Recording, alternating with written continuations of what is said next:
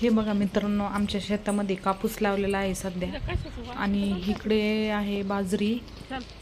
ही बाजरी आता थोड्या दिवसांनी काढायला येईल. आणि कपाशीचे झाडं आमची खूप छान आहेत. तर आम्ही गावी गेलो होतो, त्यामुळे एक छोटासा व्हिडिओ घ्यावं म्हटलं. व्हिडिओ काढला आणि पुन्हा आम्ही निघालो आमच्या घरी.